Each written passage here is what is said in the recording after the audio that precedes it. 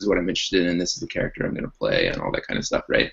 And so I feel like having a conversation about design is similar. It's better when it's interactive and it's in sort of conversation with other stuff that other designers are doing, or just other ideas that other people have about what you're working on. Yeah, absolutely. Being part of a collective of any kind, I think, is always, well, it's not always better. It's better for me. And you know, a lot of the times too, it's like playtesting in a way, because you often, you know, we're away from our computers, we're away from writing, and to communicate the thing you're working on in a different way, to sit at a bar and have to explain it in a succinct way that keeps the other person interested and not bored with your stupid idea, and conveys what you're trying to accomplish and explains the problem, is a valuable skill to cultivate. I think, you know, you get good at, you sometimes develop your pitch during those conversations, or you realize, oh man, this is like, I'm bored talking about this rule right now. This is definitely not a good mechanic for the game.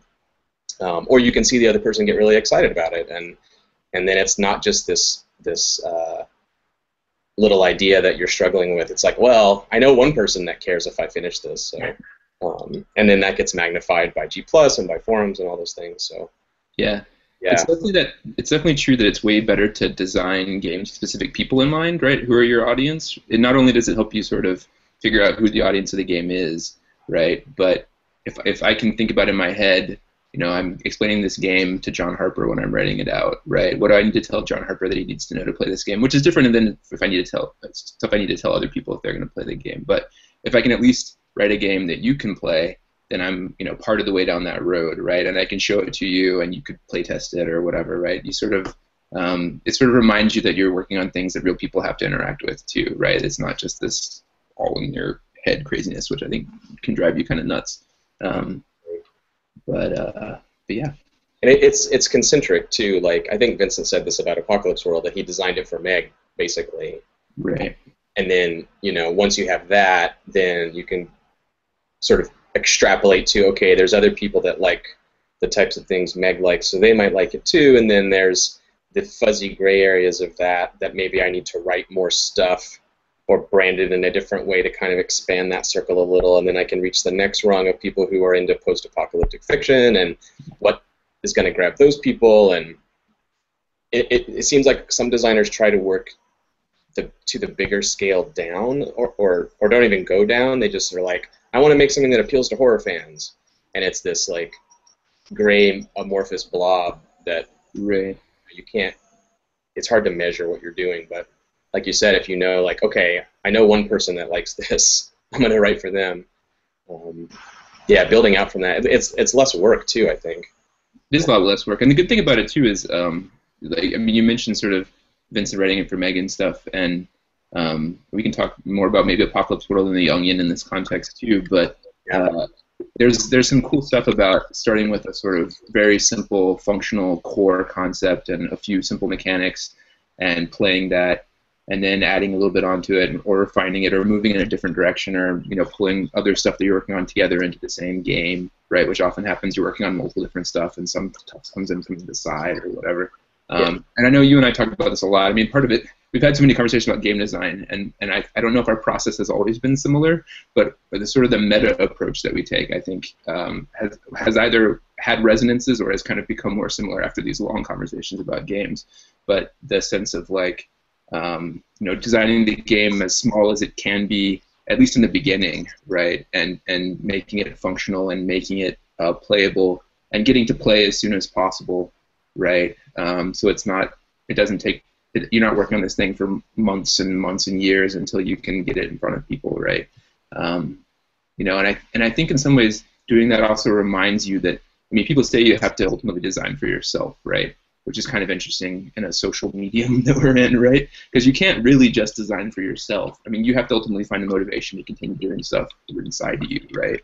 But you kind of also need external validation, right? Because otherwise the game's never going to get played, right? You're never going to actually see the potential that it has in it sort of realize, right? Yeah, I totally agree. I think I was talking to Allison about this the other day. the idea of writing for yourself and how that can be such a powerful, doing any type of artwork for yourself is such a powerful thing. Mm-hmm. And it has its own value, not even just to yourself necessarily, but Right. I don't know, someone like Emily Dickinson, right? This classic example, like her work wasn't known really until after her death, but and she was sort of writing for herself, but it turned out to be for everyone too. But in our particular medium, it's a little more like writing a play or a screenplay or something, I think, where it's a little bit dead unless someone else uses it. It's not entirely. I hate to be so black and white about it. A beautiful game that's never played is still a well-designed game, but we do really depend on that social aspect to sort of finish it.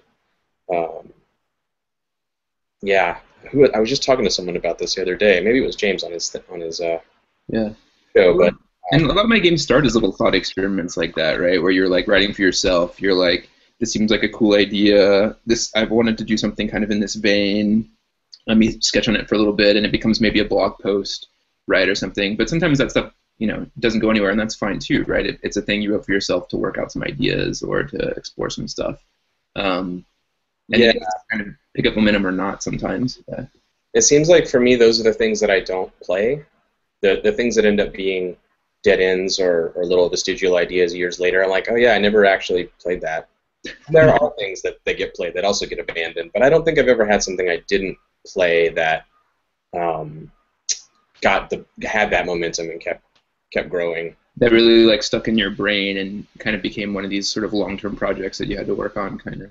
Yeah, I think I have to play it for that to happen. At least so far, that's been true. Yeah. I think the only other things that I have are like sort of sometimes casual or sometimes formal commitments to work on various projects for various people, right? Like sometimes somebody is like, hey, I want this game about this thing, and I'll be like, I'll do that, right? And so I in my head, I still have this sort of like, I should really get back to finish that game that I was going to write for that person. And so I think about it from time to time. But until I've really played them, it's just different, right? You're in this sort of like speculative kind of space. And it can be cool to have like some seeds germinating like that for multiple years. I definitely have projects that are 3 or 4 years old, or 10 years old, some of them, that are like germinating, right? And like sometimes, they're going to come back in a different form, right? Like there's games that I tried to design 10 years ago that I couldn't design either because the medium didn't really offer me the kinds of tools I needed to design it yet, like those didn't exist, or I didn't have the audience for it, or I wasn't a good enough game designer a decade ago, right? I'm thinking specifically like there's this sort of like homo game concept called We Regret to Inform You That Game Master is Dead, where the game master dies and you're playing these characters in this world kind of as it collapses, and it's sort of a GM-less thing. And like back in the day, I pitched this and actually was under contract for a while to write this as a fudge module. And then basically told them, look, I just can't do it right now, right? And I think about it now, and I'm like, I could totally write that game now, right? We have GM-less games, we have weird freeform stuff. Part of it could be LARP, and part of it could be a tabletop game. Like, there's lots of different things going on now, and I know the people who would play it, right? And so sometimes it takes a while for the seed that you buried, even if it's something you played maybe sometimes. Like, I've had a couple games where I've played them and it hasn't worked, and they're kind of buried now. But they could still come up later, maybe, or in a totally different form. So it's interesting, sort of the like how I sort of classify various projects in my head in terms of where are they? Am I still working on them? Are they am I thinking about them semi-regularly or not? So I don't know how you feel about your various projects. I mean, you have about as many as I do, probably. Yeah, I feel like that's my job. In a way, I try not to think of my job as a game designer to be to produce games, but my job is more to play games and work on game designs.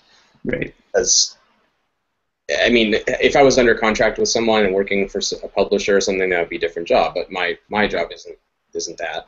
So I think all those false starts and things that die on the vine, or even especially games that go 90% of the way, like the Regiment or something, that dies at that point,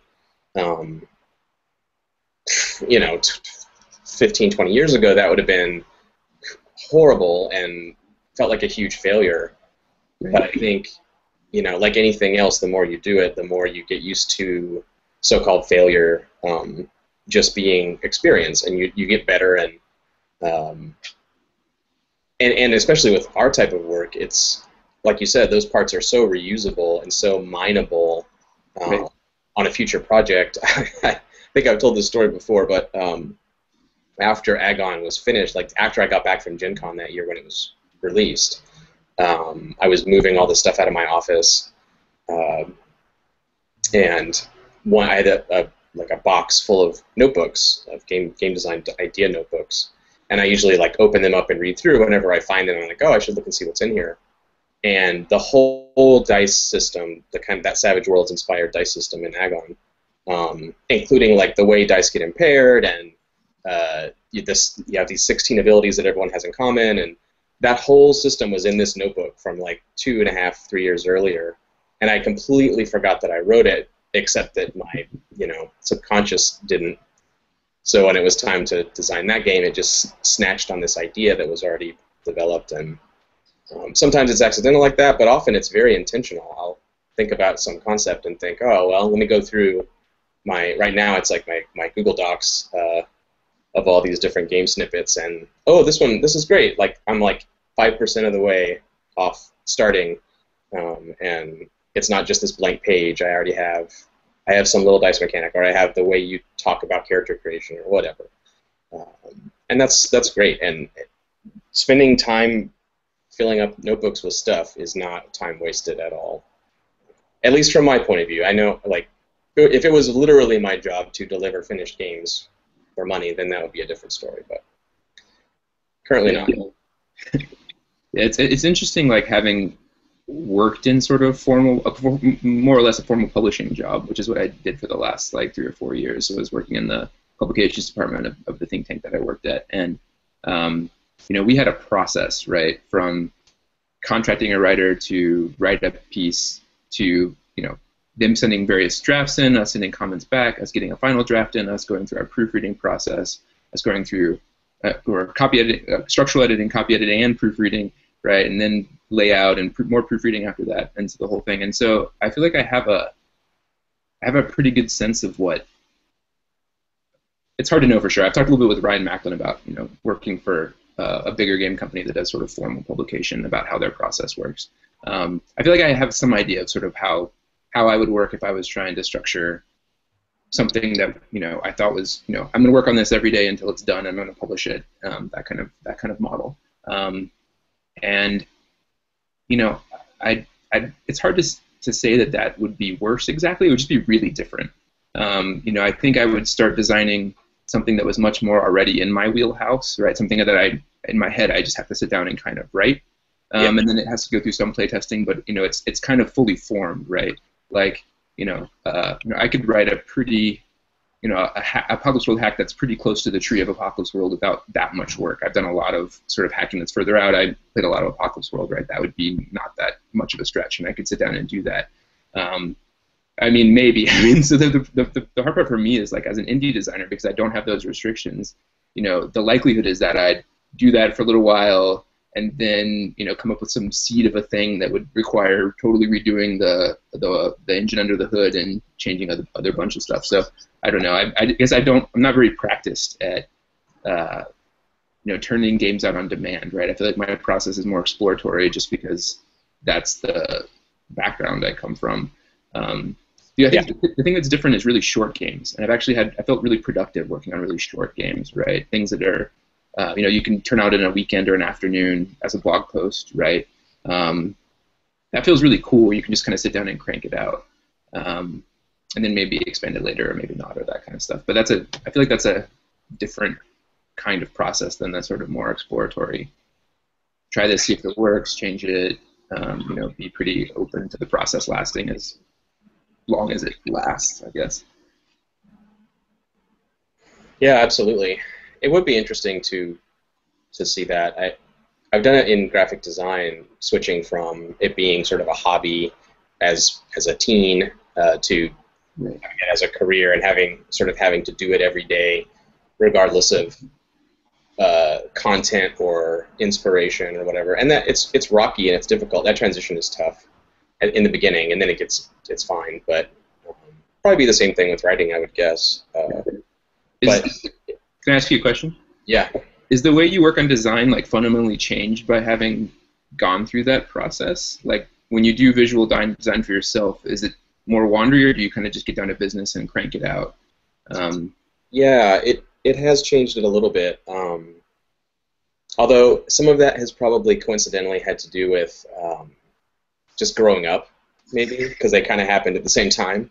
But one thing that I've carried over for sure is that when I first started, and this would still be a temptation in my personal projects, I think, there was a tendency to be too precious and value perfection too much. Yeah. And that, I think it's easy to confuse that with doing your best work. You know, it's extremely narcissistic to think that your best work is perfection. A lot of people think that, and so if it's not perfect, I haven't done my best work. But if you look at it the other way around, it's preposterous to think that your best work is perfection. That's ridiculous. Right. Right. So in the beginning, I would spend too much time on things and stress over things that, you know, it could be so much better than this. If we had infinite time, infinite budget, infinite interest, infinite everything, of course it could. But I did learn, especially starting out, my friend John Elliott, we worked on the sort of relaunch of Talislanta together, published that book together, and we pretty much shared the duties. Like he did most of like the art conversion stuff and dealing with all the files and all that kind of stuff. He made the map for the game, and I did some game design components and did all the layout and all that stuff. So it was pretty like equal shares of work, and he was just a lot faster than I was, and so I asked him why, and he said, "Oh well, what you do is you just, if you have to do a thing, like I need to make this chart or whatever, just make it as fast as you can, and then look at it, and if it's good, then you're done. And if it has problems, you're going to know what the problems are. You're going to go, oh, you know, this isn't good enough. This needs to be over here, and this needs to be tighter, and this needs to da-da-da. And then make those changes, and then if it's good enough, you're done. And if it isn't, then do the next fixes." But starting out with this huge, grandiose plan, oh, I'm going to reimagine what a chart can be in a book, you know, it's ridiculous. Just do the fast, easy version, and the better you get at your skills, the fast, easy version gets better and better and better. Until later on, the fast, easy version is very, very close to the long, arduous version. And that's a good place to get to, and it also just takes the pressure off, too, and it engages the editing part of your mind, which is such a powerful thing. We've talked about this before, but there's the creative mind, which is like afraid to make mistakes, and there's the editor part of the mind, which loves to point out mistakes and how they can be fixed. And if you can trick yourself into switching into your editor mind by slapping something down on the page and then coming back to it the next day, it's so easy to look at that and go, oh, come on, you can do better than this. There's 3 of these, not 4. Come on, give me a break. Yeah, and that kind of goes back to what you were talking before about sort of working from zero versus starting from something, right? And one of the great things about game design now, I think, though it's a little bit harder because there's not a sort of centralized indie game design hub where you can be in touch with everything else that's going on, but there's a lot of work that's going on that you can draw from and build on in a lot of different areas, I think way more diverse than there was previously.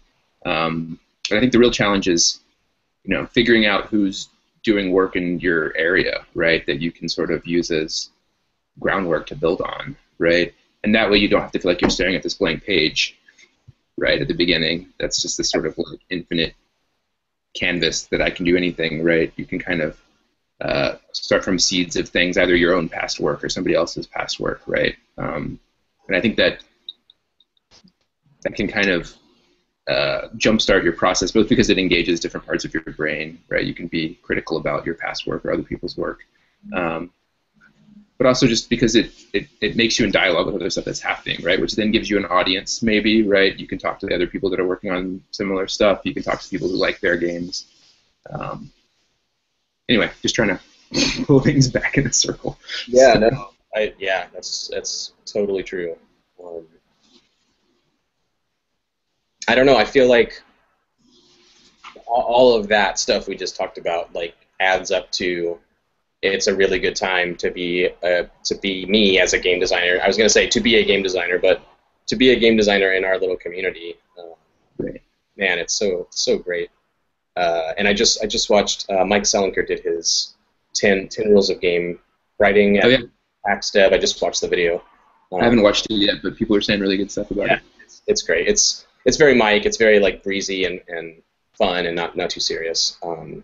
But he says the same thing towards the end. He says, "Oh man, I'm so lucky. I have this group of game designers, and they are so patient with me, and I can bring them my crap, and we can play it, and then it falls apart and doesn't work, and they don't care." And it, so yeah, it isn't just our little community, but not everyone is as lucky as we are, and I recognize the luckiness of what we have. But Yeah, and part of it comes from like there's a lot of different things that go into it. One is definitely time, right? I mean, both you and I have spent a decade making indie games and working with a lot of the same people and playing each other's games and sort of my being this. my first indie game came out in 1997, so Yeah, I'm old. yeah, you're at least 5 years before me, and we're probably doing other stuff way before that too.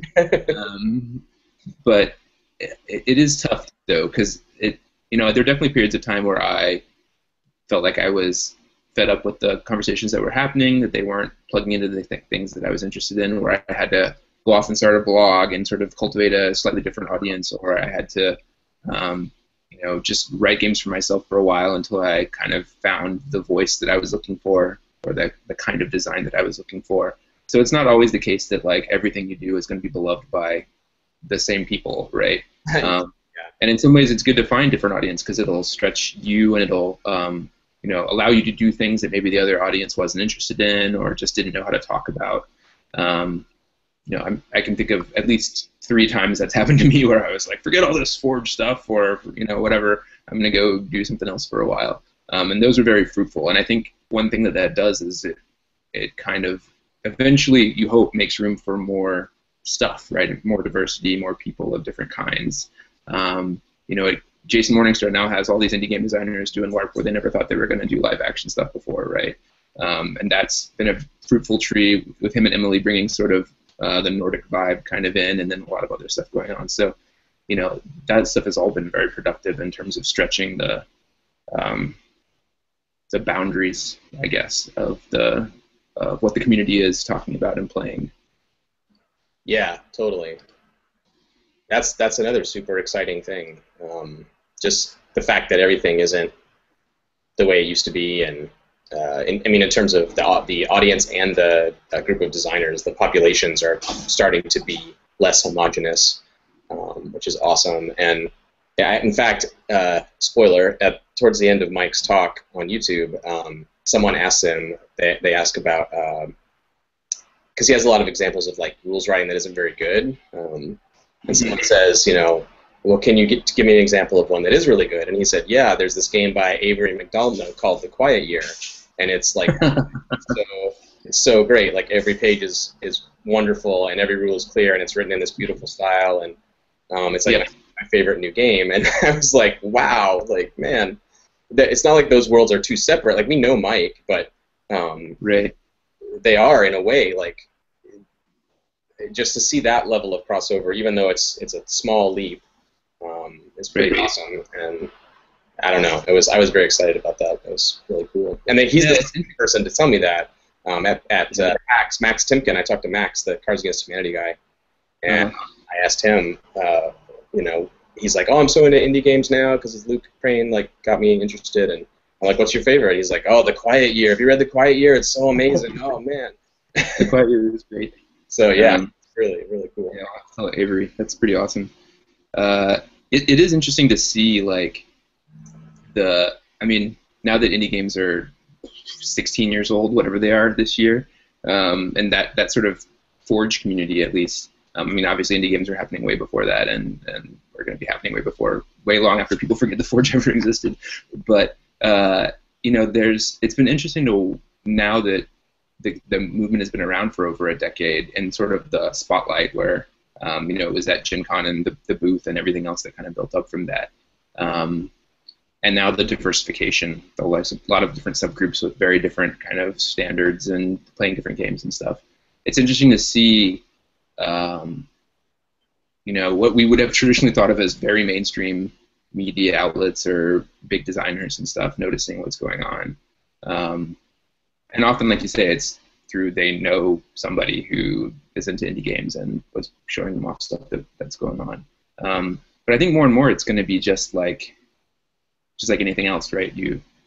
Some guy says this band is good, so you like get their album and you listen to it, right? And it doesn't matter if you like Japanese death metal or not, right? He said it was good and he's your friend and you like music, so you listen to it and maybe you're like, yeah, man, this album is great. And it doesn't matter if you've played anything like that or not, right? And I think the cool thing about indie games is a lot of them nowadays don't assume familiarity with D&D or familiarity with other games at all, really, even games from sort of the indie games movement, right? You could just kind of pick up the Quiet Year or Silver and White or a lot of these games and play immediately, right? Or and there's more things that are like board games or things that are like card games, right? Or people actually working on board games and card games like Daniel Solis, right? So there's a lot of sort of it's not as niche, I guess, maybe, partially by design and partially just in spirit, right? It doesn't always require all this specialized knowledge and background, maybe, as much. I hope so. It seems like gaming in general is it's been more mainstream for a long time, but there's been a little bit of a spike over the last few years, it seems like. Yeah, for sure. Tabletop board gaming, anyway, has gotten a lot more mainstream, I think, and that naturally lends itself, I think, to bleeding a little bit, and even like Will Wheaton's show has bled into doing Fiasco and in Dragon Age, and I think we're going to be doing more RPGs in the future too. But and even stuff like Adventure Time, right? Like RPG Chopper and major shows and things like that, right? Yeah, and there's a bit of a generational thing happening too. I think, like we've talked about this before, the audiences at Gen Con versus PAX, where the Gen Con audience is very they want you to really sell them on the game. Like, why should I care about this? I already have the RPGs I want. To add something to my collection at this point is, you better give me a really good reason. And the PAX audience, I was going to say PAX kids because that's kind of true. Like, there's a big age difference, I think. Mm-hmm. And it's more like, oh, this is a game. What do you do in this game? You pretend to be a character? Oh, neat. Okay. What else do? You roll dice? Oh, cool. And it's like they're meeting it as a game. Like, I play Rock Band, and I also that's dating me a little bit. Who plays Rock Band? But you know what I mean. Like, it's more treating it like a game experience that's an experiment. We're gonna try it out. Maybe it'll be fun. I don't know. And less like, oh, you need to show me how this is the greatest RPG ever made. Right. Because you're just asking them to commit to like watching this movie as opposed to adopting this lifestyle. Yeah. Right. Exactly. And if it turns into more play, that's cool. But it's a more casual interaction, I guess. I don't know. It's exciting. It is exciting. It's a really cool design space. I think it's challenging for some of the traditional kinds of gaming experiences that people talk about wanting, right? These long multi-year campaigns and stuff. That's much harder commitment to get from the sort of newer, more casual audience, maybe. But for a long time, they've been moving in a sort of one-shot arc kind of direction where you play out a few episodes and you see how it goes, and then you watch more or not, kind of, which is what people do with Netflix or kind of anything else. I had some good success with like people at work who weren't really gamers who wanted to play stuff, and it was kind of the Dread Piper Roberts game, like, oh, we'll most likely cancel it after one session. Right. And then they wanted to play a second one. So, okay, we'll play a second one, but then we'll cancel it. No, we want to play a third one. Okay, we'll play a third one, then we'll cancel it. And we pretty much said it every time we played. Like, next week might be the last night. Right. And, played forever. Like, I don't even know how many sessions of D&D World of Dungeons we played, but even though it was a long-term thing, it wasn't this upfront commitment. It wasn't the expectation. Do you want to play this thing you've never seen? You have to promise to do it for a year. You know. Yeah. Yeah, very different vibe.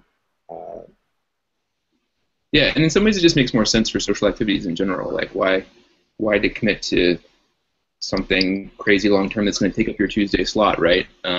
If you have other things going on, or things might come up, or the group vibe might be weird, or you might be sick of the game, or whatever. To have something that's more flowing, I guess. I mean, part of it's just how sort of social life has changed too, right? Like, not that many people have a weekly poker game, right, where they play every week for years and years and years, right? Or go bowling or hang out at the same bar, right? I think social lives now tend to be more irregular, right? Because you can just text your friend and be like, hey, let's do this thing tonight, without any prior plans, really. Though it does change when people get older and you have other commitments and things like that, right? I think sometimes people eventually look for more sort of settled stuff, but I think especially for the younger new generation, playing one-shots and short arcs of stuff, like that's totally what they're up for. Yeah, definitely. Here's the part of the show where I get a new drink. This one's out. Okay. So I'm gonna vamp for you here for a bit. Well, I'm going to show the audience what I'm drinking because I want to recommend it. I just took a chance on this. It's a new small batch distiller from, I believe, Bardstown, Kentucky, or sorry, Bowling Green, Kentucky, called Corsair. They all have these crazy Reservoir Dog bottles like this. This one's called Triple Smoke. I think it's cherry, beechwood, and peat smoke. Mm-hmm. Is it very smoky or just? Yeah. So when I saw this, what I thought was, I want this to be bourbon made by Lafroig, and that's exactly what it is. This is bourbon made by Lafroig. So if that sounds as awesome to you as it does to me, this is the thing you want. It's no Lafroig, let's be honest. That's amazing. But if you like bourbon and you also like peaty scotch, you're going to really love this. It's fantastic. That's my... maybe if Corsair wants to send me a free bottle or something for promotion, that'd be okay too. Seems like maybe you should have a John Harper drink of the evening thing or something on these hangouts. Yeah, maybe. Well, it's gonna happen one way or the other, right? I might as well acknowledge it. What are you sure? You have a beer? Yeah. So I haven't really dug into San Diego beers yet, so I'm just drinking Kona Brewing Company stuff. I was going to go out and get sort of cheap Mexican beer to drink with the Mexican food we cook at home, but then I decided I would get something slightly up from Pacifico and stuff. So I think I've only Hawaiian beer. Yeah, I had their is it a black lager or a porter or something? I forget what it is. It's black. A couple different things. They make Fire Rock, which is really good, which is kind of like halfway between a pale ale and an IPA kind of, and then they make a coconut porter, I think. Oh yeah, I think that's the one I had. Yeah, it was really good. It wasn't like really coconutty or weird. It was. No, the beers isn't like too sweet and weird, even though they have some tropical kinds of stuff because it's Hawaii, I guess. But I like most of the stuff that they make. It's like really drinkable and kind of goes with a lot of different food. So, which is good because we cook a lot of different food in our house, from pseudo-Asian to pseudo-Mexican to all kinds of stuff. So nice. Mm-hmm. I had some awesome tacos last night. Allison made like a rojo chicken harissa chicken thing, and then habanero crema, and wow, oh man, it was very serious. Super good. Oh jeez, yeah, she's such a great cook, and that was like, yeah, it was awesome. Yeah, one of the weird things I've discovered about making tacos at home is that I actually really love ground turkey as the core meat for the tacos. Oh, way better than like your normal sort of ground round or ground chicken or chopped up stuff. Anyway, like ground turkey, just for some reason I think it's the flavor. It's like a little bit more flavorful than chicken, but it keeps better than beef. Like if you have leftovers in the fridge or whatever, you can heat them up the next day and put it in, and it still tastes really good. But yeah, ground turkey is my secret ingredient to making tacos at home. So. Good to know. Good to know. It's the food and drink portion of that. The food intermission, yeah, for sure. So do you want to talk about some of the stuff you're working on? We can get past the meta stuff towards the specifics, I guess. Right. Let's talk more about what it means to be a game designer instead of having to actually do it. Sure. So it's a pretty. I mean, our drinking times are kind of a mixture of the philosophical and the practical, I would have to say. So this is pretty par for the course. Yeah, I think so. It's like you were saying before. Like we're either slowly converging our views into one sort of mono philosophy, or we just are very like-minded, and maybe it's both. I don't know, but it is nice to talk about it at that level. It does. It feels like semi-validating at least, and it makes me feel better about like not having like a big stack of books that I've published. Yeah, that too. I'm not Luke Crane, and that's okay. Yeah, I think that's one of the things that I found really validating actually about indie games is you can kind of be whatever indie game designer you want to be, and the process doesn't have to look like what anybody else does, or the publishing model doesn't have to look like what anybody else does. So. Absolutely. Well, yeah, I'm glad we have a Luke Crane, and I'm glad I don't have to do it. It's a lot of work. Way too much work for me. It's true. And he has to do that on top of his Kickstarter job, right? Which seems crazy. So That's true. I don't know how in the world he does it. So those people are super cool, man. The Kickstarter people. I love those guys. They're so great. Oh yeah. Did you play games with them? No, I went to the Kickstarter party at PAX a couple years ago. I forget when that was. 1 or 2 years ago.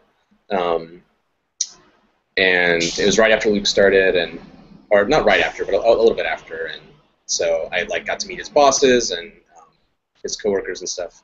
And man, they're so great. And then when we were in New York for Burning Con, we went to the office and chatted with them. They were great. I just turned all red, like I'm in hell or something. I don't know what's going on right now. You did. I think it's the angle of the screen or the light outside. I don't know what is going on. That is so crazy. Okay, maybe try this intentionally, and you can have a name like John Harper Hellbeast or something. Yeah. Now we talk about what I'm working on. Yeah. Oh wow, there's crazy camera controls in Hangouts. Oh, wait a minute. Ooh. What's happening here? This must be what it's like to talk to the Thought Lords. Yeah. All right. Before I kill you. I'm gonna try. Hang on 1 second. Okay. Ooh, now I'm black and white. Nice. All right, that's cool. Yeah, it looks like you're in the movie Pi or something. Yeah. I like this more than being all bright red, so I'm gonna stick with that. Okay. Sounds good. So, yeah, let's talk about our current stuff. Sure. Before we bore everybody to death. Yeah. So, just last month I released Thought Lords of Mars, which is a reimagination of a campaign I ran many years ago as part of a pulp sci-fi series that Tony Dowler started. Tony got this cool idea to do 13-chapter pulp serial games.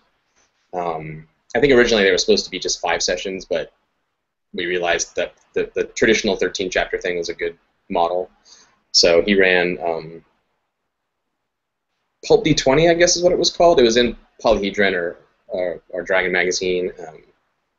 He ran the first series, and that created pretty much all the characters. Phil played Claire Tremont, the psychic, and I played Nick Timber, the heroic pilot, and there were a few. Some of the other players in that game didn't continue on into the next series, but we ended up doing that 5 times, I think. These 5 sort of mini serials, and each one used a different game system. So we did Pulp D20, we did Shadow of Yesterday, we did Spirit of the Century, Yeah. something else in there. I forget what it was. But But I love the idea of doing sort of a long campaign with going through multiple different games. That sounds super great. it was really fun. Remaking your character each time in a new system was really fun, and kind of seeing, especially when we got to Spirit of the Century, because it just rewards that so much. All the little loving details. In that game, you create your previous adventures that you've been on, but we had already played those, so it was really awesome. Like, oh yeah, my previous chapter was this, and I got this aspect from this thing that we actually played, it was really cool. Right.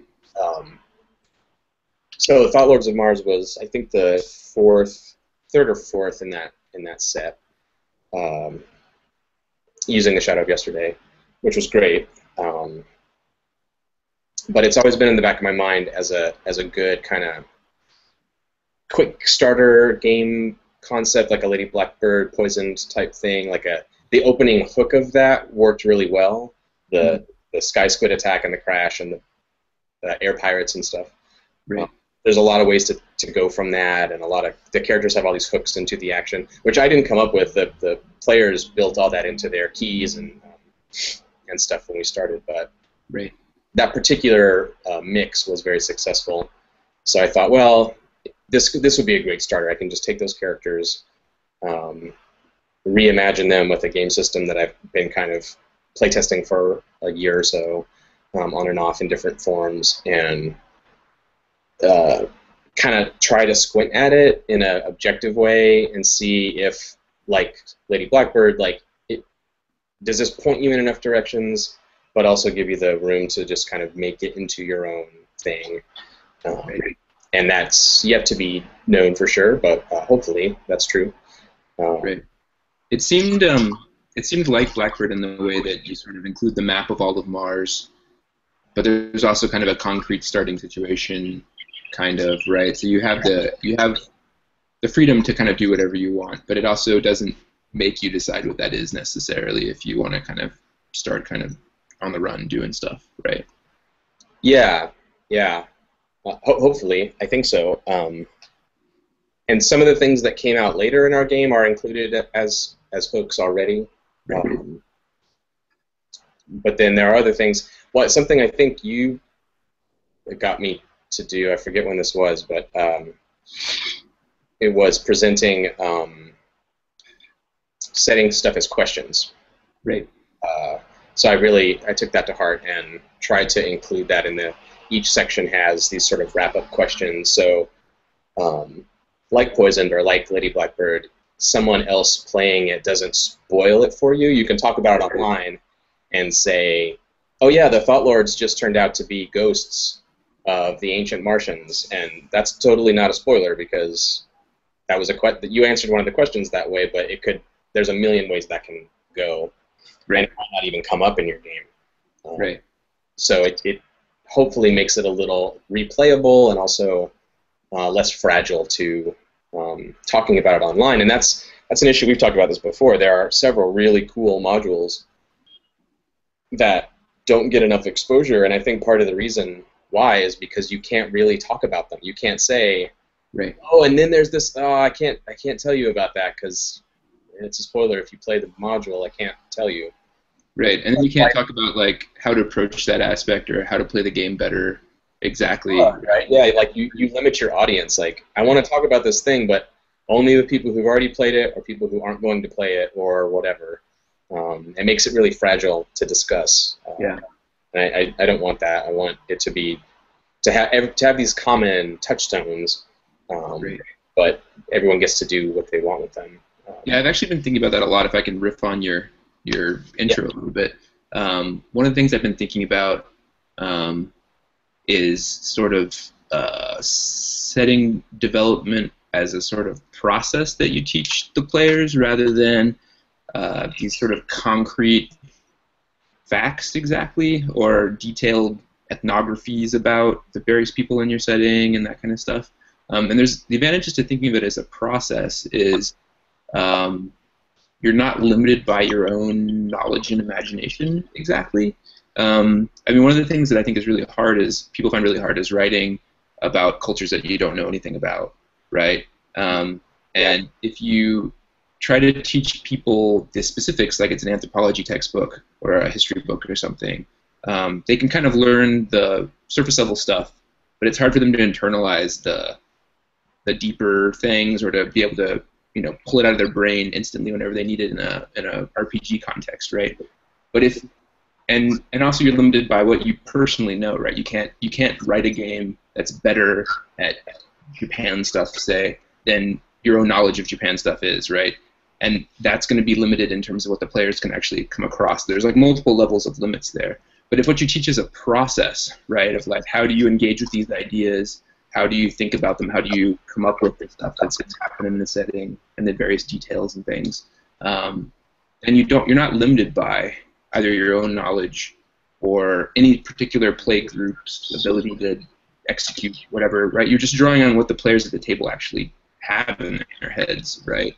And then mixing it together and having it feed off each other, right? And this is what you're doing with questions, right? Like the players at the table can answer these questions in as interesting and as different a way as they want, right? And because they're the experts in that stuff, you presume that they say stuff that they're interested in and that they know about or can riff on, right? And then there's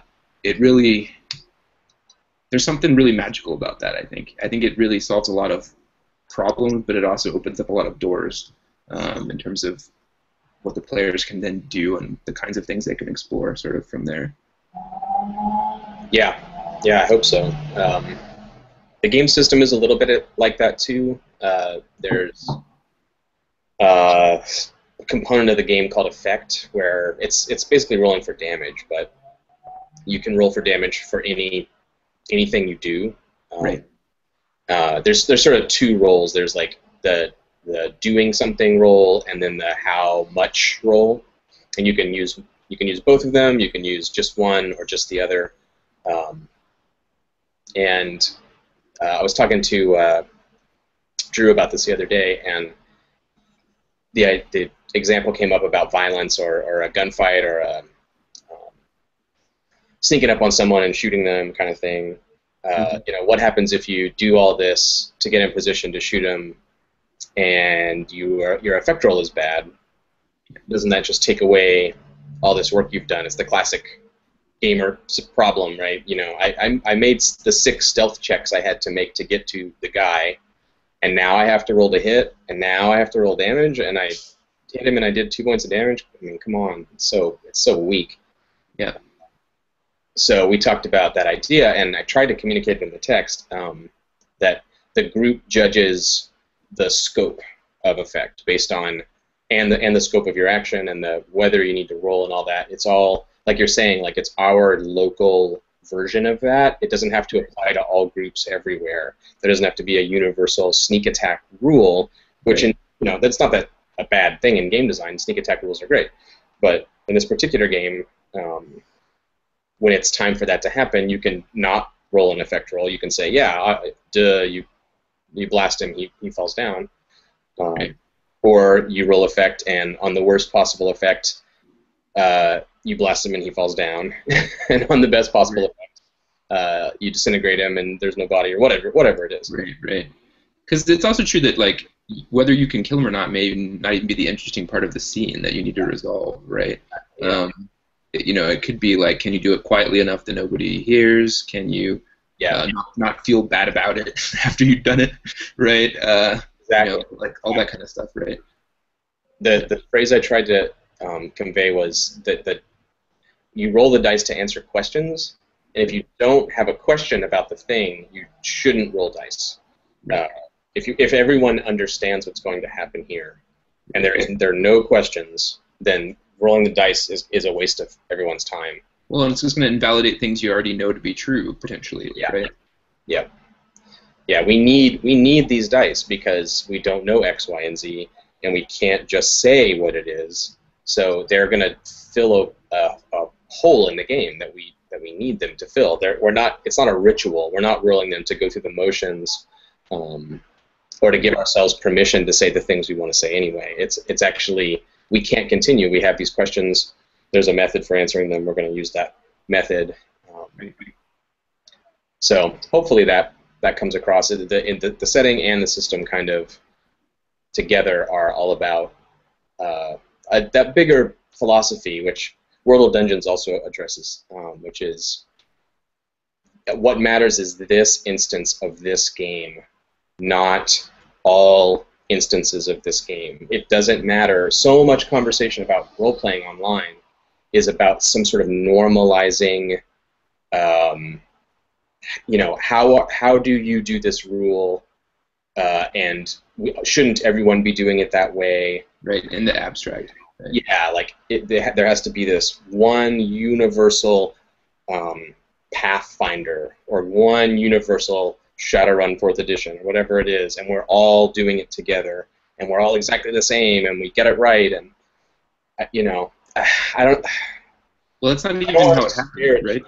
Yeah, that's fine. Like, that's just not my thing. Like, all I care about once I've got the game in my hands and we're sitting at the table together, this session of the game is the only session that matters, and we as players are gonna turn it into fun or not, and the game is gonna stand in our way and make things harder, or it's gonna make things easier. But ultimately, the only people here are us, and the only things we need to care about are what we care about, and. Right. And it's cool in some ways to like be upfront about that, right? Like you're gonna do some of these things exactly how the rules say. But there's also places in the rules where the game wants you to be interpretive and make judgment calls and that kind of thing. Right. It doesn't have to be all judgment calls all the time, but and it's your work with structured freeform has definitely gone all the way out in some senses to the very edge of that, where it is a process by which we make a lot of judgment calls, right. and hopefully it's an explicit process, right? So you don't have to make up the process and then make up the judgment calls, right? Because man, might as well just be designing the game for you at that point, right? So. That's where you don't want to be, and I think a lot of objections to freeform or whatever do stem from that fear that it's just raw sort of egos fighting. It's the Wild West of who gets their way. Well, and I think for groups that have played freeform by themselves for a long period of time, to outsiders it looks like that, right? But they have all these methods that they've internalized that are very procedural in some ways, maybe on an intuitive level, but there are processes that they go through. But it's really difficult to be like the 7th member joining 6 people who've been playing freeform for 10 years or whatever, right? It sounds pretty hard.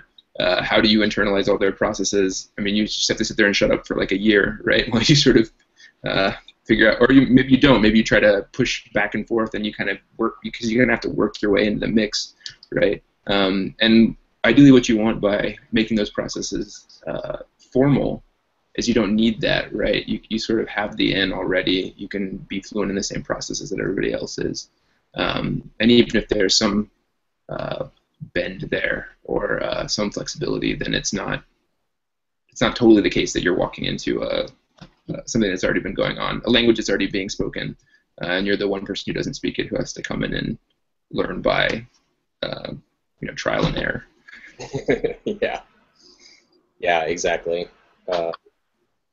So yeah, I think this game is a little bit of a bridge, or like a, I don't know, in between state between something like Lady Blackbird and something like a somewhat more robust game. It's longer. There's more to it. The mechanics are a little more involved. Yeah. So it was a little bit of an experiment in that world too, of like you were saying, like who speaks that language. I almost want to hit a point where it's maybe nobody exactly. Like everyone is going to do this thing that's a little different from what they're used to. Maybe. It's not vastly different, but it is like, I don't know. I didn't want it to be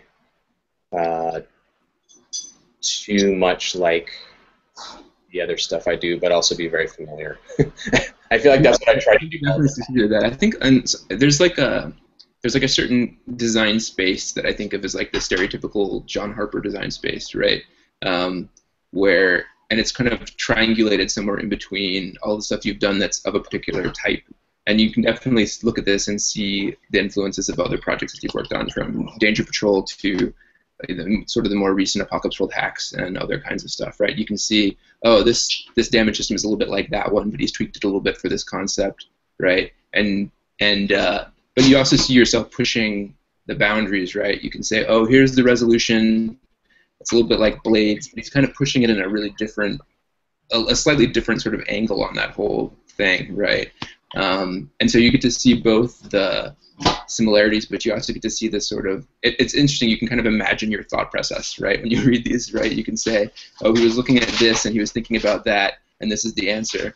But it only makes sense if you've read or played, all the previous stuff that you've done, right? So, and you have a sizable enough audience that there's definitely a lot of people who have, right? So that'll be really interesting, I think, to, even 10 years down the road from now, right? I'm sure things that are kind of in this vein, and it's going to be more of a spectrum, right? Because you think 10 years from now this stuff's going to look really different, but you can hopefully trace the process, right? And it's not like they're definitely better than each other, but you definitely think there's going to be some learning involved. But it's also partially just different implementations for different problems, right? I mean, I think you even found this when working on, like the Regiment or something, right? You have all these iterations of the same kind of concept that kind of look at things from a slightly different perspective. Yeah, definitely. And I think it goes to the, whoa, what did I do? Hey, you're yellow again. Okay, I guess I'm yellow. The fictional stuff too, like it's thinly veiled pastiche of Star Wars and Flash Gordon and Doc Savage and whatever, as a way to jumpstart the game. It's easy to explain. It's hard to get it wrong. One reason I think Poisoned is such a great model. You're a pirate. Okay, that's basically all you need to know. The game itself can go to some places that pirate fiction doesn't often go, but it's easy to understand the setup when basically the whole setup is your captain's dead, you're a pirate. Right. It leverages a lot of sort of popular culture and fiction, and I definitely want to stay in that space. And then the game design too, building off of the Shadow of Yesterday or Fate or Apocalypse World or whatever. It's part of that familiarity. It's part of that, like, even if you never played them before. Comfort level. I want that comfort level to be really high and make success easier. Maybe is one of my game designer mottos. Let's make it so when we play tonight, the odds of us having a good time are very high, even if what we actually do doesn't end up exactly following what John wrote in this text. I don't actually care about that as a game designer. That's a little bit of a weird thing to say, but I want to make a thing that sets you up to succeed when you sit down with your friends to play. And however that comes about is totally fine. Right. And part of that's definitely about accessibility, and it's really interesting. I think one of the things you're talking about that you're working with sort of similar themes and stuff like that are in pop culture and stuff like, and I think that's true of some of your other games too, like Danger Patrol and stuff like that. They're easy to plug into. And the other thing that's interesting is watching you refine how you pitch genres, right? Kind of throughout your games. I think you've definitely gotten, I would say, better at it objectively, but it's definitely it's definitely interesting to see you kind of refine the things that you think are important about a particular genre. And like, how do you convey those to people, and how do you get people, plugged in and doing that stuff? Because it's not just the mechanics, right? It's also how do you set your expectations for the fiction, especially in games that are sort of Apocalypse World derived, right? The fiction is really important. You want the fiction to have life and be vibrant. Particularly the very first thing that happens in the game. Right. That is so important, and games are just die horribly because the very first thing that happens is, after character creation, if you're playing a good game, your character creation is super exciting, and everyone is like they can't wait. Like, oh man, I can turn into a bear. This is gonna be so rad. And that energy level is super high, and then they're like, okay, everyone settle down. All right, we're gonna start. Okay. Right. You're on the trail. Do you want to go north or south? And it all dies. The whole game just dies right there. It's a complete disaster. And man, I have not read 5th edition yet. I read the playtest materials. I haven't got to the actual printed book. I hope this is in there. I don't know if it is, but man, telling the GM what to say first is so important. It's like 90% of whether or not you're going to have fun. Right, especially in that particular session, right? Because at the first session of the game, it sets the tone for everything else that you're going to do. And that easy first success builds and builds, and you can continue to have more successes. Or you create an interesting first problem that everyone solves together, and that creates, a different type of success that you build on. Yeah. And in some ways, it's better for it to be extreme and weird than it is to be boring, right? If Absolutely. You're like, okay, you're standing on a hole in the ground and the giant demon is coming out and it totally grabs you by the head and is dragging you back into the pit. Right? That seems like a kind of an unfair way to start, but it's so much better than like, walking down a trail and you want to check for ambushes or whatever, right? You want something to be actually happening that you care about that's going to provoke interesting choices, right? And it doesn't have to be violence, right? It could easily be, something else, some other tense or exciting situation.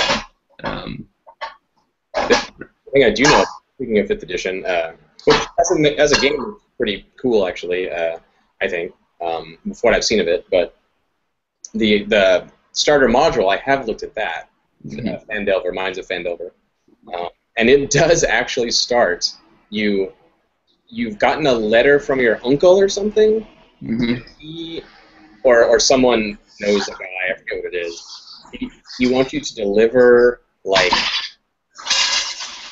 potatoes or shovels or something to this town in exchange for 10 gold pieces. This is after you've just made your half-elven, necromancer. You have a cart and like an ox or something, and you're driving down a trail delivering supplies to a town. It's so limp. It's just the worst fucking thing ever. Like, my elven archer is 800 years old, and I studied with the masters of Zen arrow shit in the Elven Mountains. Okay, great. You have a cart delivering supplies to a town for 10 gold. You kidding me?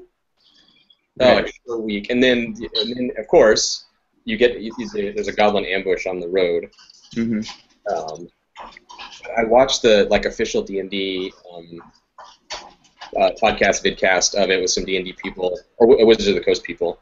It wasn't Mike Merles, it was somebody I didn't know running that session, and the ambush site is like another cart has been attacked and there's some bodies in the road or whatever. And the way he starts the thing after they're so jazzed. It's on YouTube. You can check it out. It's like, he describes that there's these dead horses with arrows in them, and there's some dead people. And then he's like, "Do you want to stop and investigate the carnage?" And this is the first time any of them have had a chance to do anything in the game so far. Right. And the looks on their faces are so horrible. They're the looks of people in class that when your teacher just asked, when was the War of 1812, and everyone looks at each other like, is this a real question? I don't know. I'm going to feel stupid answering this. Do you want to stop and see what's happened? Like, well, since the only thing in the entire world is this road and this scene of carnage, there's literally nothing else. Because the setup for the game was hero. The setup was you have a cart and you're on this road. What are we going to say? No? There's nothing else. There's nowhere to go. There's no one to talk to. There's nothing to do except this. Ugh, man, it just kills me.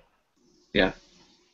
I don't know how designers that are so talented to make such a sort of sophisticated version of D&D can drop the ball that bad when it comes to your first experience playing the game. Right. Maybe they're different teams of people. I don't know what it is, but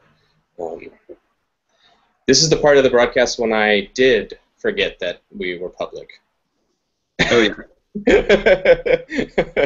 And so you should have made those two cuss words a little while back.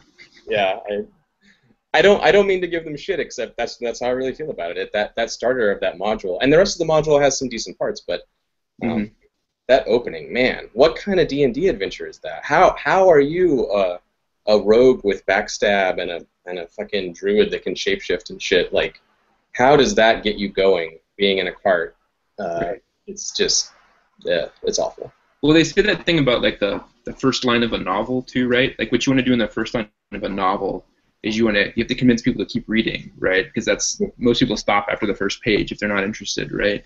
And in a game, when you've done all this prep and you sit down at a table, nobody can stop, right? You've been like, you spend an hour making characters. Nobody's going to say, oh, well, that first page was terrible. Let's skip that and do something else, right? You really have to like this is also the only thing that you really have to do kind of in isolation. Though you can kind of tweak it, right, when you're at the table with people, or you can come up with it totally extemporaneously, right? But it has to be something that engages people in the situation, right? Because if they have any sense that they don't care about what's happening, what are you doing? There's no engagement, right? Yeah. And it makes interacting and making choices really difficult, right? If you don't care, then you look at your sheet and you're like, okay, what's my move, right? Where if you care really strongly about what's going on, it's really easy to make choices, right? You say, well, obviously I would do this, right? And it just gives life to the whole endeavor. Yeah, and it doesn't take, I went to the other room to say this, it doesn't take a lot. Here's the thing you wrote about it. Right. The dark art. Right. It's hard to tell how small this page is. I mean, it's hard to read it, but yeah. There it is. That's the whole. That's not just the intro. That's the whole adventure. Right. And man, the cult of the slumbering death god Abaddon has uncovered an ancient gateway that they believe leads through the darkness between the planes to their lord's immense space sarcophagus. Come on, who doesn't want to do that? That's like, I've just made a character to do exactly that because you told me it was Dungeons and Dragons, and space sarcophagus, yes, I will totally do that right now. Yeah, I don't know. It's interesting too. Like, so the way people have done adventure design for Dungeon World is actually really interesting, right? There's been a lot of different attempts to try to figure out how do you write adventures for a game that's kind of sandboxy, right? Because traditional D&D modules, a lot of times you're in a dungeon, you turn left or right, you go forward, you make different choices about different entrances, but you have these highly constrained choices, right? And Dungeon World, because it's based on Apocalypse World and is based on the fiction, theoretically you can do a lot of different kinds of things, right? You don't have to accept the quest that you're given, right? You don't have to. You can say this dungeon is terrible, we're going to go somewhere else. You can say we don't want to go to the dungeon at all, we're going to raid the towers of the sorcerers that live in the nearby city or whatever. Yeah. And so therefore, how do you design adventures, like preset adventures where you have situations and you have conflicts and you have factions and you have monsters. And there's been a lot of really interesting attempts at doing different kinds of things. And I think one of the things that's been most potent is that part at the very beginning where you explain to the characters why they're here and why they're doing this thing, right? And if that's interesting, and if the players are like, oh yeah, that totally makes sense, then you're like 75% of the way there, right? And then it just has to be an interesting thing to do, right? And if you can be like, yeah, one of your hometowns just got burnt down by a raiding party, right? That's a big deal, right? And you can just kind of arbitrarily say that, right, at the beginning of an adventure, and somebody can volunteer and be like, "Oh, it's totally my hometown," or whatever. The things that sort of hook you in, because because the fiction in those adventures doesn't exist separately from the characters. That's a really interesting part, right? Exactly. The fiction of the adventure is happening in the same fiction that the characters are in. They're not like two different fictions that you then have to kind of merge together. Yeah. Right. Because if it's not the same fiction, then you just don't play that adventure, right? You're like, well, there's no giant cabal of necromancers in our game. That doesn't sound fun.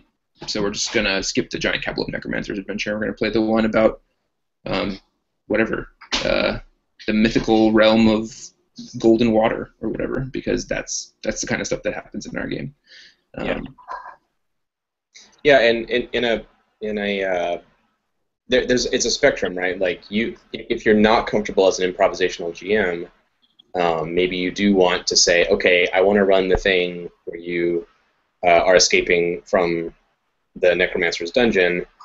So now we're going to make characters, or bring your characters to this game. You're going to escape from a necromancer's dungeon. Right. In the beginning of the game explains how you were captured and got into a necromancer's dungeon. Right. Right, and you can definitely skip that stuff. Right. But a more improvisational GM might say, okay, this is the region you live in. It's being invaded by the orc armies from the south. Meanwhile, the ruling council of the big city, who controls the army, can't agree on what to do with the army, so they're just garrisoned outside the city, and it's creating all these riots and problems. And the city isn't getting enough food, and blah blah blah. Also, you're an elf. Your people haven't decided which way they're going to go in the war yet, or if they're going to leave. And meanwhile, no one is. The army that would normally be protecting the great treasure vaults in the north has been pulled away, and there's a skeleton crew there, which leaves it open to be ransacked. Like, you guys are freebooters who are trying to get rich. How do you want to exploit these situations? And a more improvisational GM can go in that direction. Right. But you can fine-tune where you fall on that spectrum. Like, do I need to have 3 modules and ask the players to choose one of them? Do I have one module and we get into it by talking about how their characters are hooked into it and play it right away? Right. Or is it a one-page starting situation and you just kind of go from there? Right. Right. There might be this there might be an instigating situation, and then you just it snowballs and who knows where it goes. Right. There's all kinds of ways to do it, but the first second of any of those is cool. It's not drudgery, boring homework that or like listening to an NPC explain everything to you, or having a meeting, or talking to a guy in a bar, or this is adventure fiction. How do you open your movie? You don't. You open it with a giant spaceship shooting a smaller spaceship, or you open it with trade negotiations. There's a clear winner between those two, and I don't understand that the adventure creator or GM who's like, here's my adventure. There's all 6 different types of chromatic dragons or whatever have been multidimensionally fused, and they're gonna rampage across the countryside. Here's my adventure over here. You guys start over here in a bar talking about something else.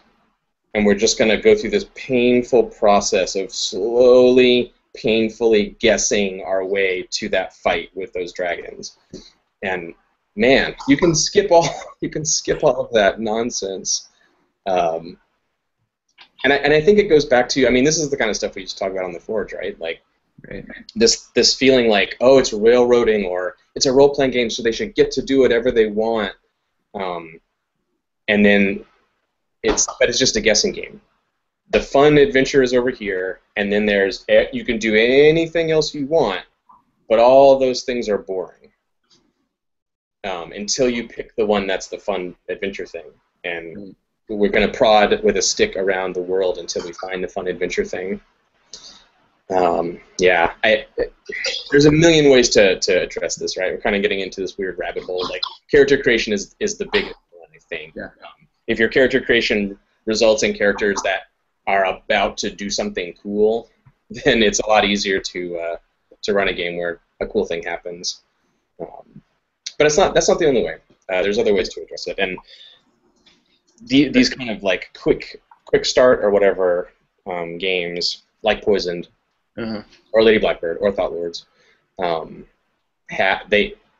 trying to make sure that doesn't happen. It's not possible for the GM to start you on Earth and have a whole deal where you have to build a rocket ship, and maybe you find out about this trouble on Mars, maybe you don't, and none of that.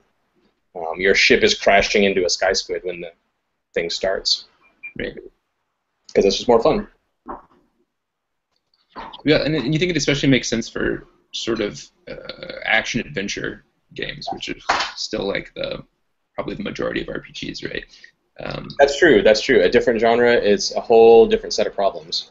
And it doesn't mean, in different genres, you'd still start with a really punchy situation, probably. Yeah. It would just look different, right? And it doesn't absolve you of the, like, even if you're writing a game specifically about boredom, it's about being what is it like to be in solitary or some other sort of excruciatingly boring situation, right?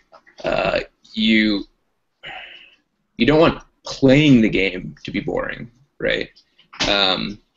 Except maybe a little bit every once in a while to give you a taste of what that's actually like to whatever. You still want the situation and the feelings and all that stuff of the players to be really positive, right? So, yeah. Yeah. Hopefully I can keep doing that and try to, I don't know. And there's a lot of things in this design space, but it's definitely a drum I love to beat, obviously. Well, the interesting thing is, to me, it reminds me a lot of like the quick start stuff that big game companies release, right? Where you get kind of a short summary version of the rules, and hopefully you get a punchy situation, right? It's like that being the whole game, right? And I specifically remember like the first, maybe I think it's the first Exalted quick start is in some ways better than the game itself, right? It's a more punchy, I heard that. Probably from you. Condensed version of what the whole game is, but you get it in like 10 pages, right? And you can play that a lot if you wanted to. And there's, I think, you and I both believe probably that a lot of games are too long, right? Or that the demands that they require on people are too onerous to be worth all the investment you have to make in them. And if you make your game and the quick start the same product, there's a lot of cool things that happen, right? You say the first session is always awesome because you have this punchy starting situation. Things may be a little bit more focused and constrained, right? But they don't have to be, right? Just because you write it down in the book, people can still decide to do whatever they want, and often they do, right? It just gives you a default. Like you said, it gives you less likelihood of failure, right, in terms of the game being fun, right? Yeah, hopefully. A viewer just said, James R. just said, or you make the adventure about being a dude on a wagon interesting and fun. Which is true, right? Like you could totally make that. The sort of the funnel, the DCC RPG kind of funnel is that, right? You're a carpenter, and right. Your friend the blacksmith, and your 11 other buddies are on a shitty cart. Try not to die. Right. Also, like, didn't Vincent make that game? I think it's called Caravan Guards. Yeah, that's true. Caravan Guards in Sunderland. Kind of that idea for sure. But yeah, or the Oregon Trail version, right? You can be guys in a cart and have it be exciting, right? If the cart is, hey, you've been out of civilization for about 2 months, you're in the wilderness of the dark forest where you're not supposed to be, your horse just threw a shoe, it's not sure it's going to continue, you can kind of pull the cart, but you're putting yourselves in danger. You put yourselves in a slightly more potent situation. I play in a game. Luke Crane runs we call it Burning Russia. It's like it started as Mythic Russia, but it sort of straddles a little more close to reality, kind of the Mongol invasion era, in pseudo Siberia. We're a little village Wilhelm's character's a blacksmith, and I was the woodcutter originally before I died. And we've had sessions in that game where there was a butchery roll that determined if everyone lived or died. Someone hunted and got an elk, and people were starving, and the successful butchery to ration the elk meat through the rough patch we were in with food, really, like, will one person die? Will 8 people die? Will it be 0? We're gonna make a butchery test to see. There was a ditch digging roll that was super important. Yeah, I don't think it's necessarily the trappings. It's that it's it's appropriate. Oh yeah, James just said here, your game can be 0 to hero, not 0 to fun. It starts out fun. Yeah. Yeah, I think that's critical. It in a way it doesn't matter as long as you're not, like you said, the characters are part of the fiction. It matters that we have a druid and an elven master archer and a necromancer and a master of the 9 sword ways. Right. Those guys. The situation that you're engaged in is like it matches them, is what you're trying to say, right? Like it's the kind of situation they would be in. Right? Yeah. And that's our favorite game, our favorite one to talk about. It does that really well. The way you make your characters and who those characters are directly create what the game is about.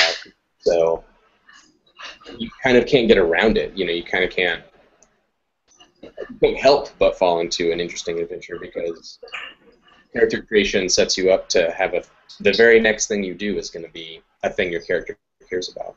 Right. Which is really cool. Although, pre-packaged kickers are still a powerful technology that you can add onto Apocalypse World that are still great. And especially if people get to choose which one is theirs, or they get to tweak it somehow after they choose it, right? That gives you both the investment and the kind of potent situation, right? And I think that goes to choosing what playbooks are available and all that kind of stuff. Right. Yeah. This is the Mad Max game, so you're all a caravan of cars, so there's no Maestro D or whatever. Right. I think that's key. Yeah. But anyway, that was a long diversion. It was. Well, we should probably wrap this up since we're on the 2-hour mark or something. Yeah, we're around that time. So maybe if you want to talk about what you're working on right now, that would be cool. I don't know if we're gonna have time to really get into it. Okay. Is there anything you just want to tease or get out there, or do you want to leave that for next time? Maybe next time. I mean, I will mention the Indie Mixtape project, which is the last thing I actually published. There's a bunch of people in the sort of wider game design community who are going through some tough times because of medical bills or other kinds of stuff. So we put together a anthology of short games that are all inspired by songs that you would put on a mixtape to give to a friend.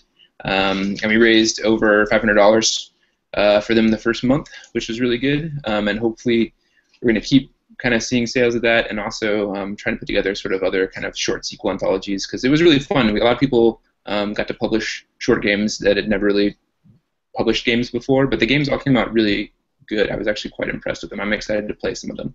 I think it's a cool project. I think because there's 12 games in each sort of volume, even if every single game isn't something you would play, there's at least probably 2 or 3 things that anybody would enjoy kind of in it. So it's a cool project. It's for the cost of an iTunes album. It's for sale on Drive-Thru and RPG now. So that's a pretty cool project, and hopefully we'll put Volume 2 together soon. I guess that's the main thing that I would want to talk about. There's a couple other things coming up, but it's hard to know the order exactly that everything's going to come out in, and I have grad school starting soon, so we'll see. My hope is to try to get a few of these projects finished before I get buried in reading Marx or whatever they're going to have me do, but we'll see. I will put a link to the Indie Mixtape in the doobly-doo, so everyone can go check that out and pick it up. It's really cool. Great. Well, it's been great to talk to you. Hopefully we get to do this semi-regularly, whether publicly or not. So. Yep, either way. Thanks a lot for doing the Hangout, Jonathan. I appreciate it. No problem. Love it. So, see you next time, I guess. See ya. Bye. And,